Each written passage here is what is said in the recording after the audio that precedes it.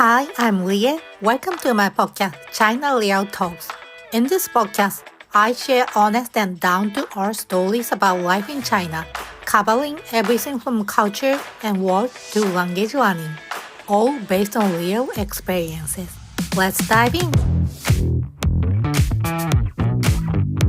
Hello, 大家好. Today's guest is Sam.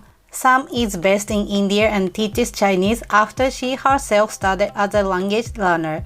Today, I will ask her Chinese language studying journey as well as her passion for teaching Chinese as a second language. Sam, could you briefly introduce yourself, please? 可以。大家好，我叫苏生荣，就是这样子的苏，盛开的盛，繁荣的荣。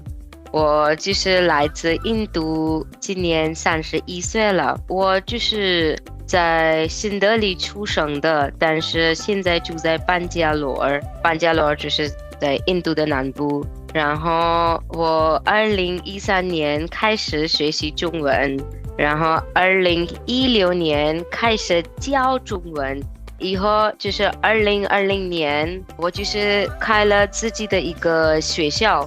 就是一个上网学校，教中文故事，英文名字就是 The Mandarin Story。我开这个公司已经5年了，我就是帮印度人学中文，用非常简单的办法，因为我自己觉得中文是一个非常非常逻辑的一个语言，所以我就是告诉他们这个语言有什么样的逻辑，然后怎么记住，怎么说这个语言，就是这样。谢谢，你开始教中文快9年了。对，快9年了。对，因为我2016年开始的。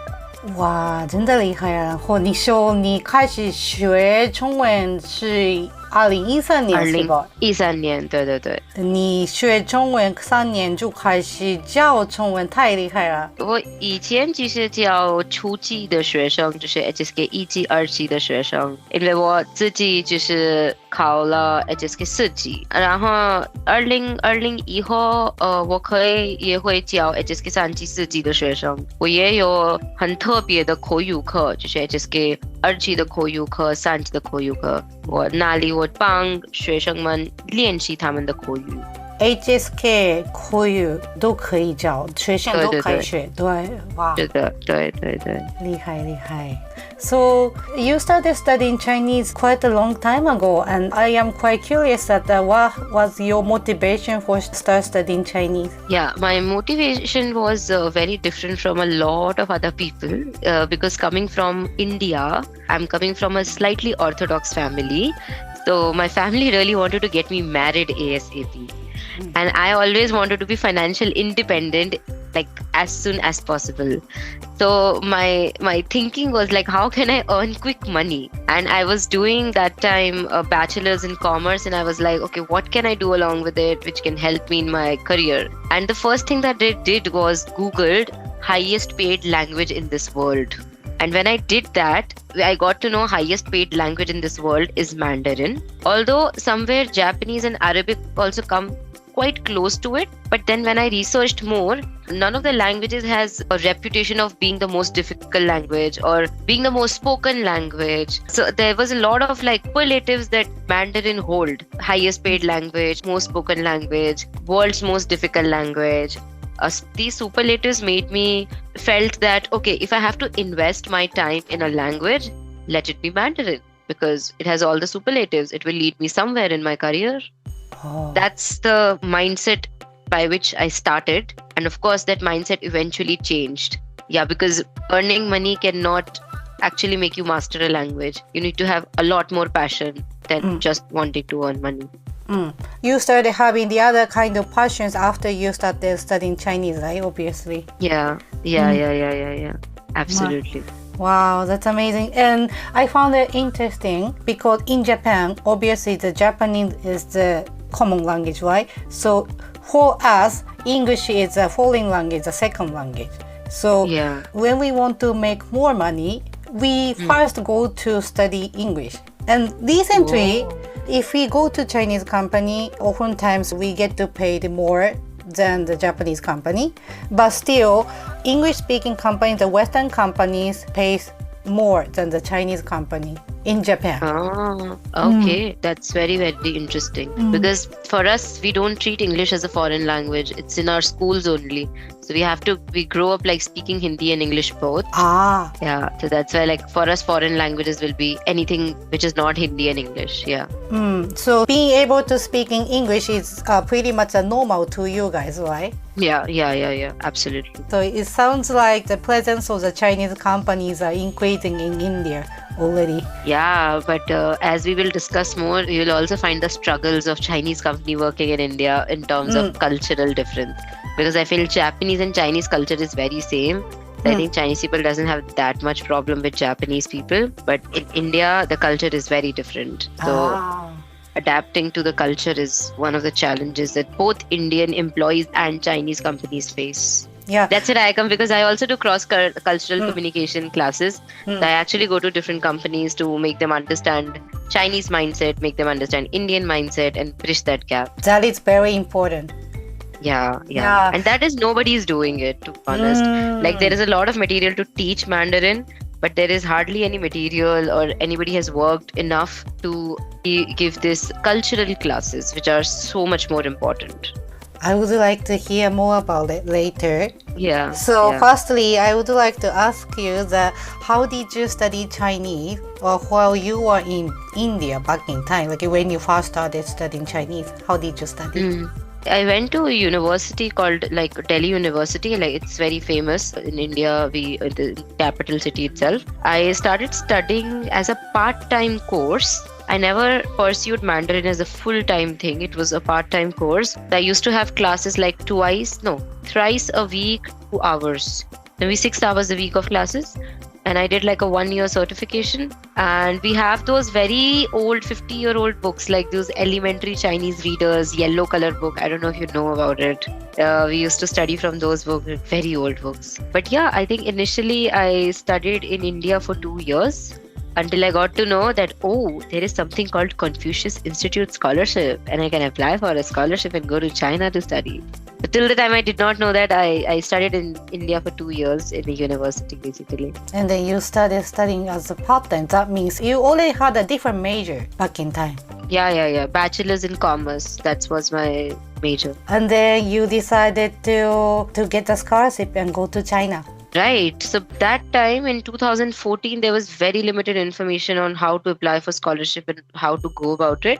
But whatever information I could collect from internet, I went through it and I decided, okay, let me give HSK2, let me give the HSKK1. And then I went to give my international exams. I told the professor that I'll be applying for scholarship. Please give me the recommendation letter. And then when the time arrived to apply for the scholarship, I did all the things, created my SOP, whatever it's required. And then I just was finger crossing that I get the scholarship, because it's just so unknown, in India, like you don't hear people going to China. Like it's very weird. It's very like unheard of, especially in 2014. I somehow got the scholarship. I told my parents that the scholarship is for 1 month, but instead it was actually for 5 months. So when my tickets were booked, flights were booked, visa came, after that I told my parents, I did not see it. It was for 5 months.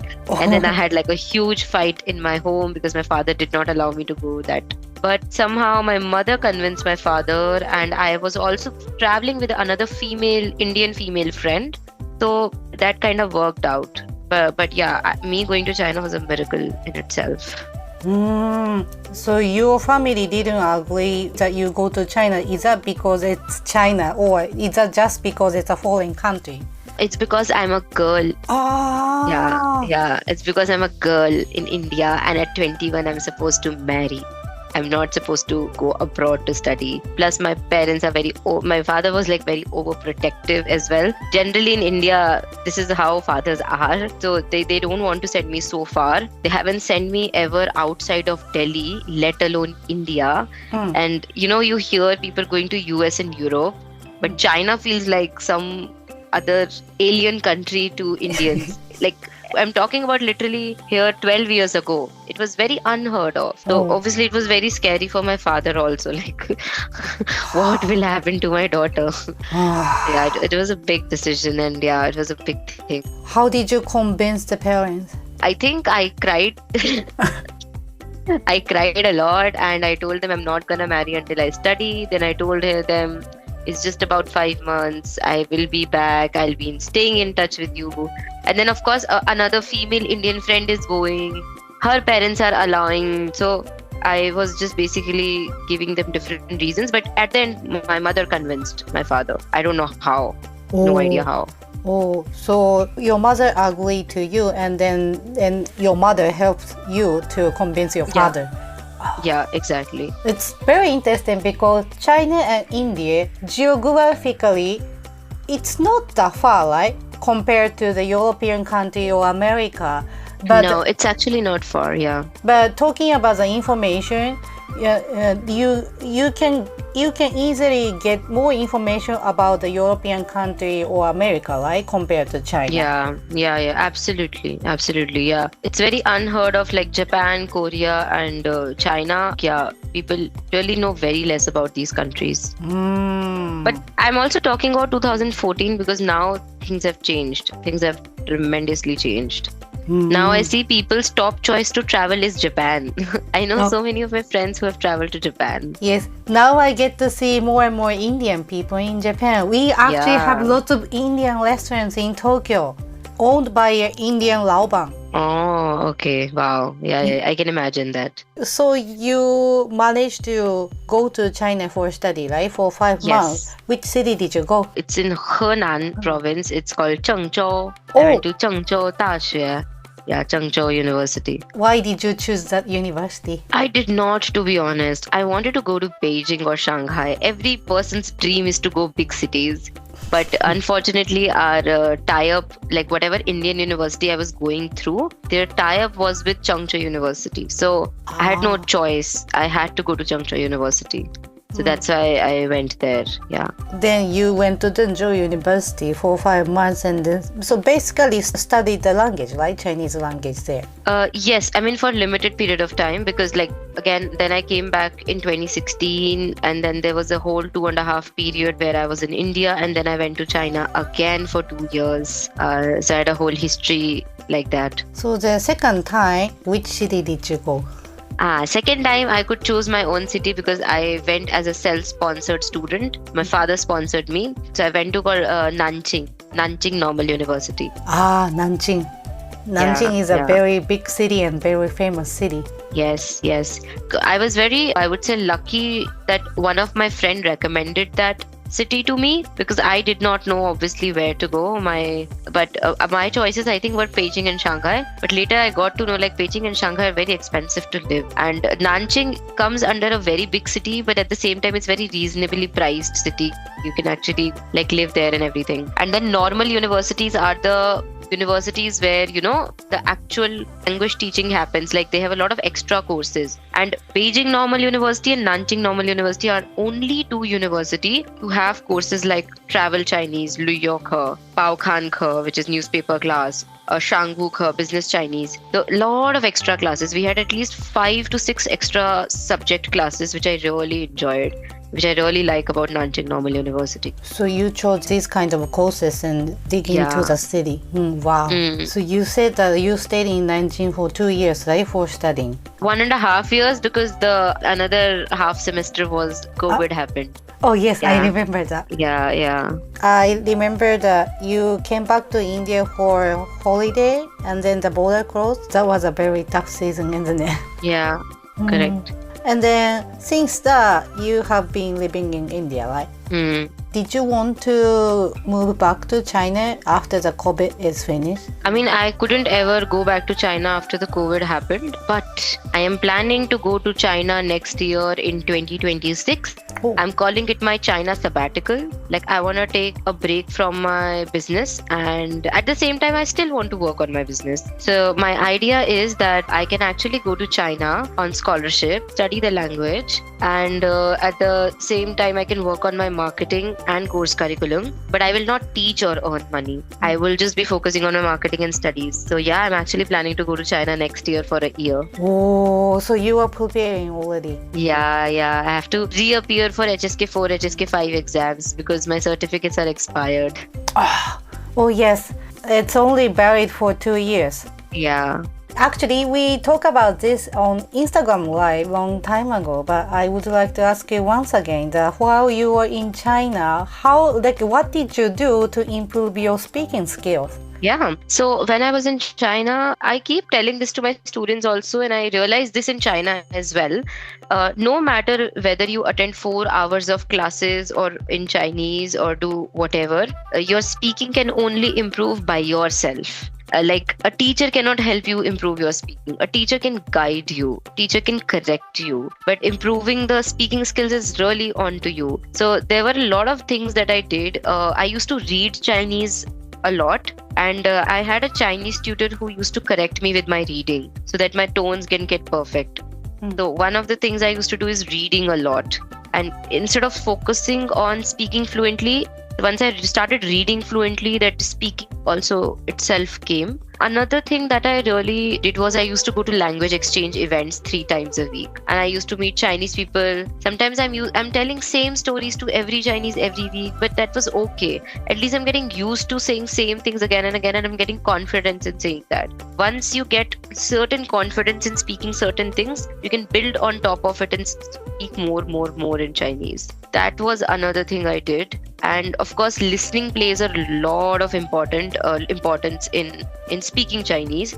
So I used to listen to a lot of podcasts to gather new vocabulary, to understand how Chinese people are speaking, to catch their accent. Like, I don't speak like Nisha Shui Sheng Ma. If you have to speak like a Chinese, like Nisha Shui Sheng Ma. So getting that accent was so important for me. So listening really played a role. But I would say the most important thing that helped me in actually getting better at speaking is I was doing this 30-day challenge on Instagram where I used to pick one question every day and I used to answer it. So let's say first question is, which language do you want to learn and why? Then I used to prepare a script ki, okay, what I want to say.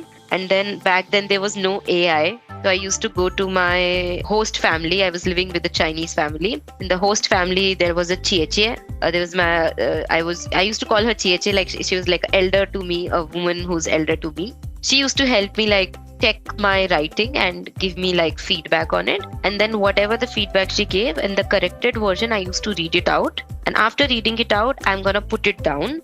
And then I'm going to take my phone and I start recording myself. And then I say, like, I'm participating in this challenge. Today's question is, 今天的问题是, and say the question and then say the answer. So I used to practice a lot on speaking on phone without looking in the notebook. That really helped me a lot. And that's how I also got famous on Instagram as well, because no Indian had dared to try speaking in Chinese because people are just so scared of how other people will comment, or if your tones and transitions not right, what will happen. I was like really focused that I'm doing it for myself and I don't care what people say or think. So that has actually helped me the most in speaking fluently.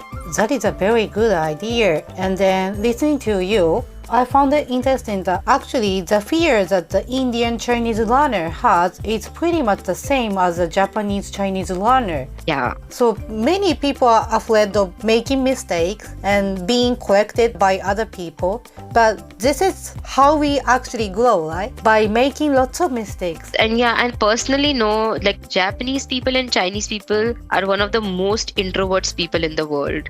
Oh.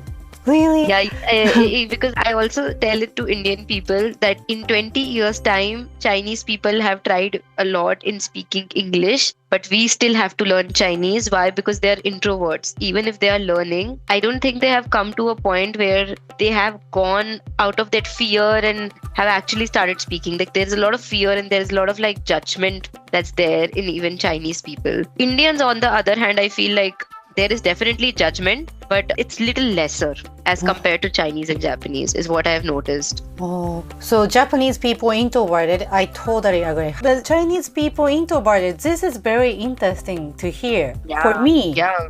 Because Japanese people think the Chinese people are super aggressive on our eyes. I'll tell you, they're aggressive when they are speaking their own language. Tell them to speak English and see what happens.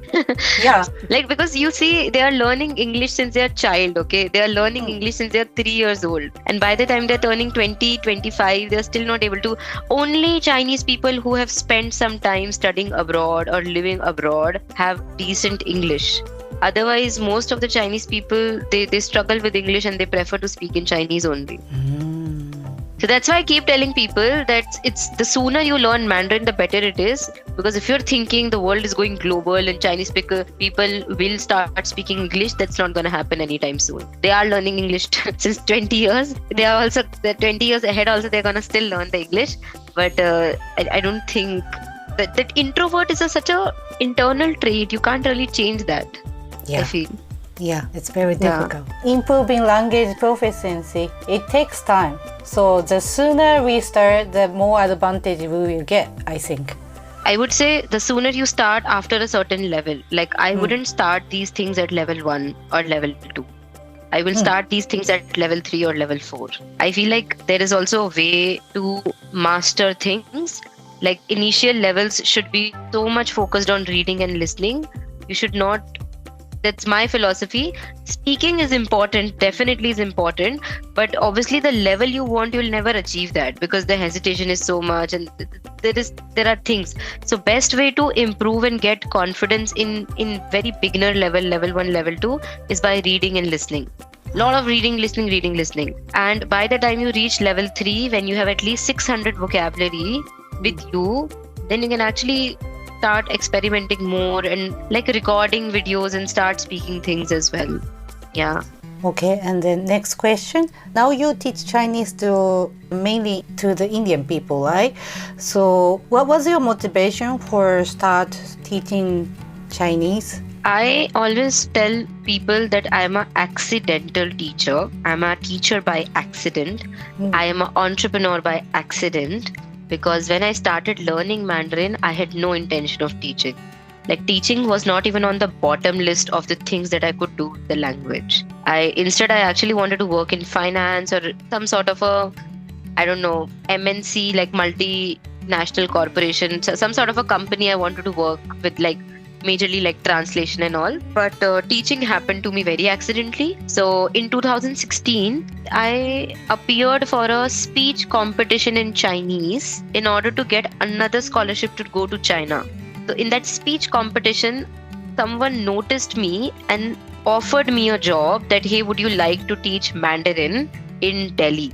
Like that person was posted in Mumbai. She was running some sort of institute in Mumbai and she wanted someone to do in Delhi.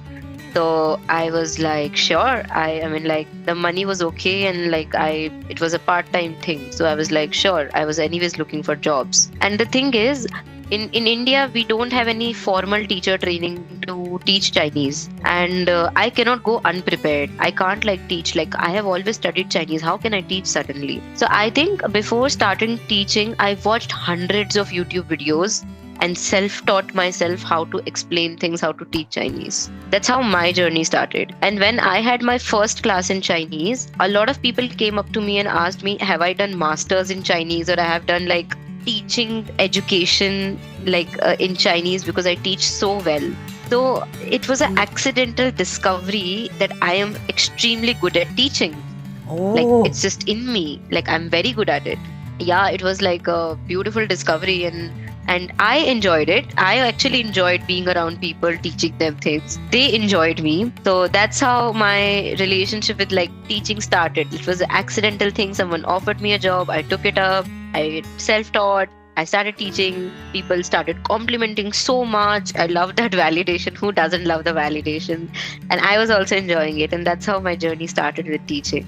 Wow, that is amazing. What do you enjoy about teaching? I think it's just the being in group of people. I think I love community in general, and to be able to create my own community by teaching a language that I know is something I really love. And other than that, I love the oohs and ahs on people's face when they're able to do something that they thought they're not going to be able to do at all. Like, before learning Chinese, they're like, Chinese is so difficult, Chinese this, Chinese that. And once they're done with like 10 hours of learning with me, their perception completely changes. And that's a feeling I love watching every time. Wow, that's amazing. Yeah, like take them to that journey, Now you teach Chinese as a full-time job, right? And then now you have Yes. your own company. I have my own company. Yeah, I do it as a full-time thing. I have my own company. And apart from teaching, we do multiple things actually. I also help people go to China on scholarship.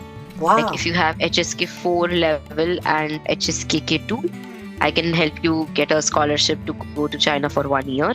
I'm also planning to start like a paid community for people who just want to practice their speaking. Like they have learned Mandarin and everything, but they want to practice their speaking. A community for like a speaking Chinese, and then I'm also planning to launch my pre-recorded courses to sell so that learning can become more convenient and anybody can learn anytime. And currently I am going more into business Chinese. So again, in India, or I think in a lot of countries, it's very common to teach daily communication Chinese or HSK based Chinese. A very less focused and emphasis is on business Chinese. So I have got like multiple books with me, beginner level, where I can take a person who doesn't know any Chinese to do business Chinese on a very elementary level and then intermediate level.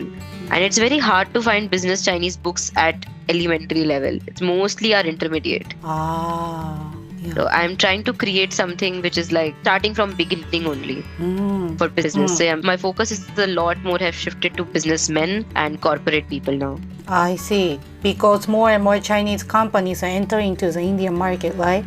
Yes, that is true. A lot of Chinese companies are entering into market, and a lot of Indian companies are also very open now that, we should have like a one-day Chinese cultural and language communication course or something like that. People are also getting a lot more open about it. Previously, they were not spending that much money, or the companies didn't have budget for it. Now the companies are allocating budget for these cultural and language exchange because they are understanding the importance of this soft skill as well. I see.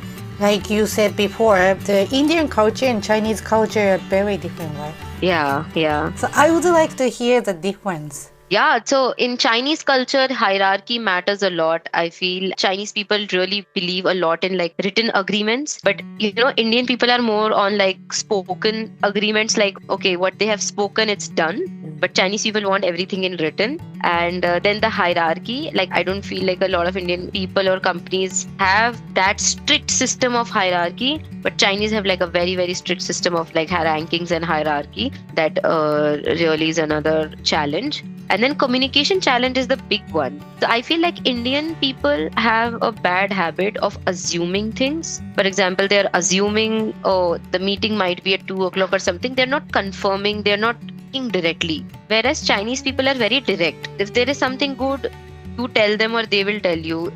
Whatever is there, they're very direct. Like talk to them directly. But Indian people do not know how to talk directly. They're very indirect. So that is one thing that I have observing, that there is a lot of assumptions on Indian side and less directness in terms of communication, which confuses Chinese people as well. And then again, it confuses Indian people as well, because the way Chinese behave, Indian people don't understand. So if the Chinese people talk to the Indian people in a very direct way, probably the Indian people will be very surprised, isn't it? Actually, if there is something to be confirmed, I mean, Chinese people are also very indirect in communication. Like there is one of the flaw in their communication is also it's very indirect. They're very indirect. They talk a lot through their body language, especially in negotiations. So I would say it is very situational. In certain situations, Chinese people are also very indirect in communication, and where Indians are not able to understand Chinese, what does Chinese want, especially in negotiations, and especially when they are doing the business.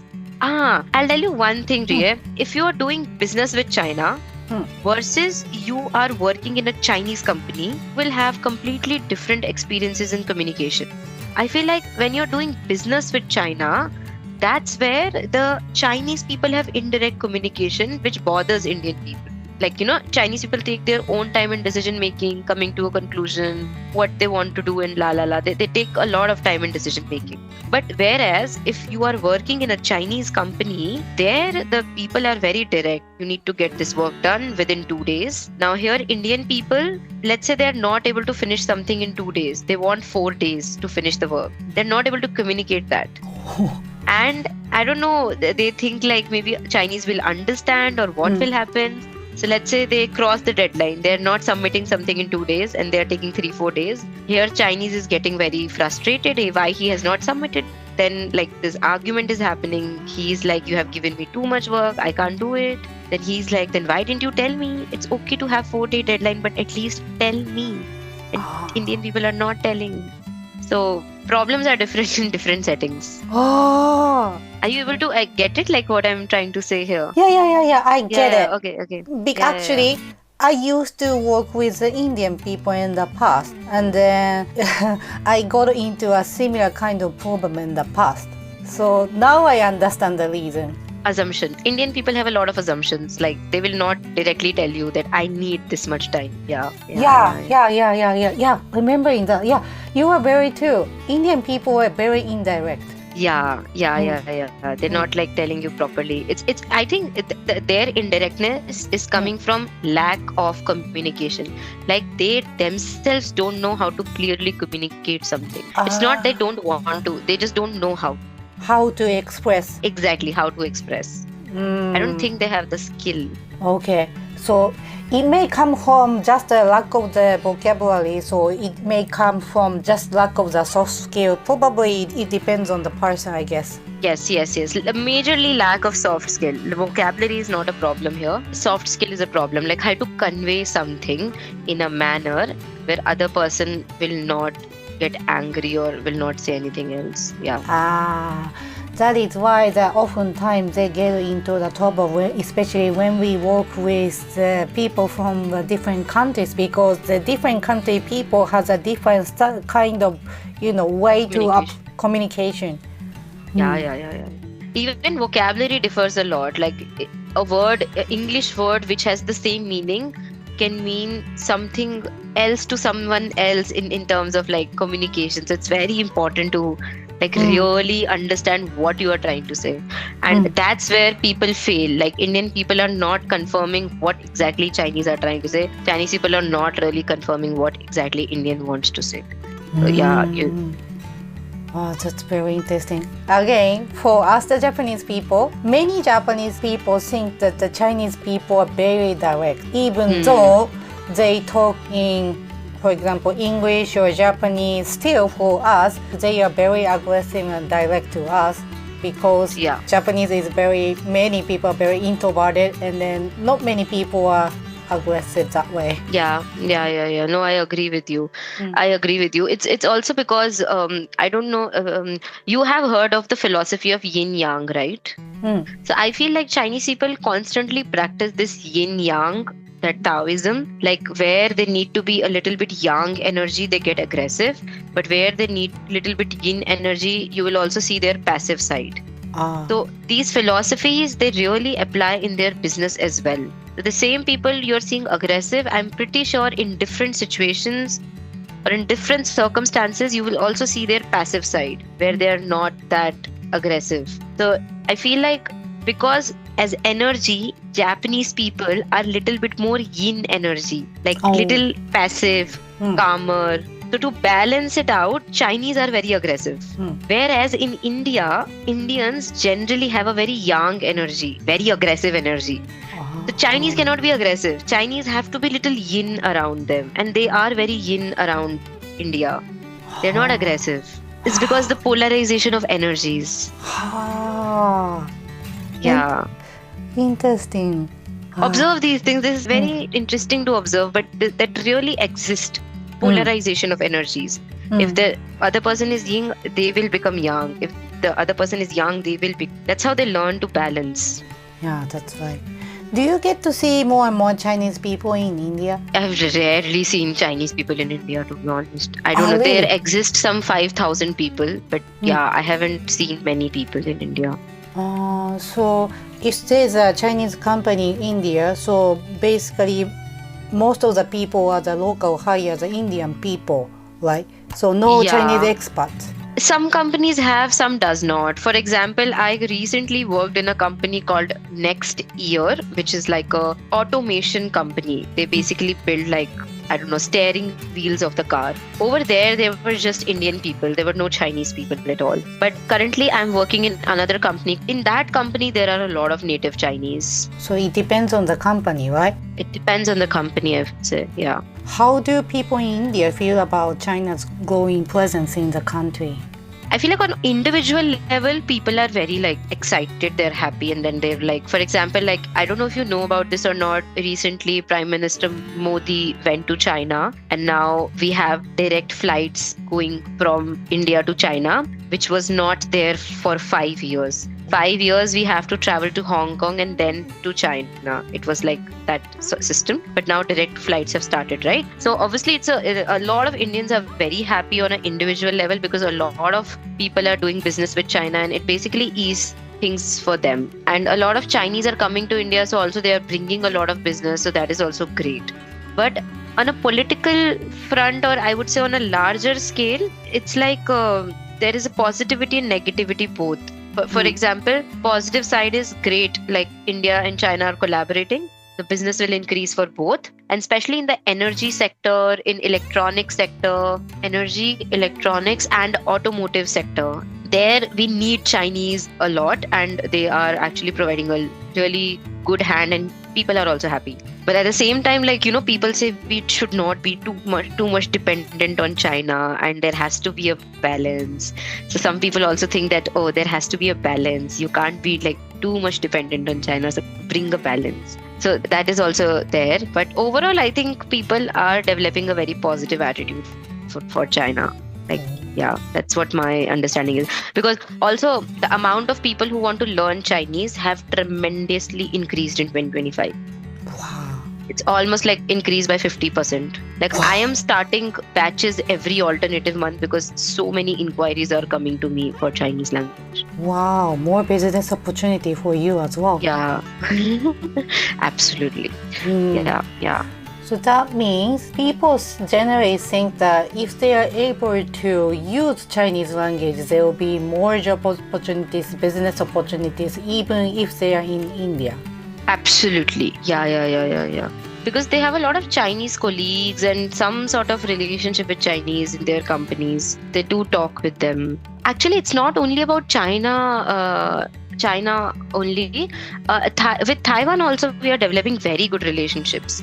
There's so many people who are working with Taiwanese who wants to learn Mandarin Chinese. And then Singapore is such an amazing country for people who want to pursue science. So you will see in Singapore, we have like an Indian community literally right there. So for me, like, my students are not just coming from China. Their focus is not on China, but some of them are focusing on Taiwan. Some of them are focusing on Singapore. Some of them are living in Singapore. That's why they are learning Chinese. And some of them are actually in Hong Kong and they are learning Chinese. Because in Hong Kong, the business language is Mandarin. Although like their daily communication language is Cantonese, but in business workplace they use Mandarin only to speak. Again, in Hong Kong also you're required to speak Mandarin. So we're not catering to 1 but 4 countries. Yeah. That's right. And I went to Singapore 2 years ago and I get to see lots of Indian people there as well. And then I talked to some people in English and talked to some other people in Chinese. So being able to speak in both languages is very convenient if I am in Singapore. That's my impression when I first went to Singapore. Yeah, absolutely. Yeah, it becomes very convenient for sure. And talking about Singapore and India are very close, right? Geographically. Yeah, it's very close. Yeah. It's convenient, right? To go there. Yes, it is. It is quite convenient. So you have been getting in touch with Chinese people and now you are doing the Chinese teaching business. So how have your impression towards China or Chinese people changed after you started learning Chinese language? I think when I started learning Chinese language, I really did not have any idea about how Chinese people are or their culture, because we were just being taught the language. For first 2 years, I literally did not know anything about Chinese but the language. And in terms of language, initially I found it very difficult.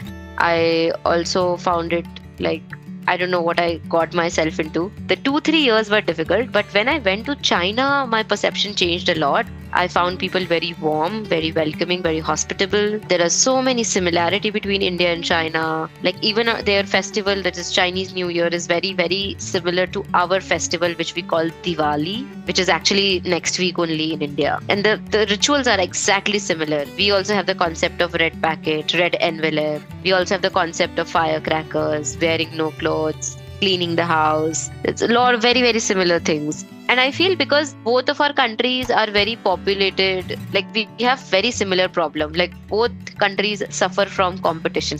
Very competitive countries, right? So you can see the challenges also that we face are very similar. Chinese is also very much a collective society. India is also a very collective society. Like we listen to our parents, we stay with our parents. Chinese is also more or less the same. Value systems are very similar, I would say.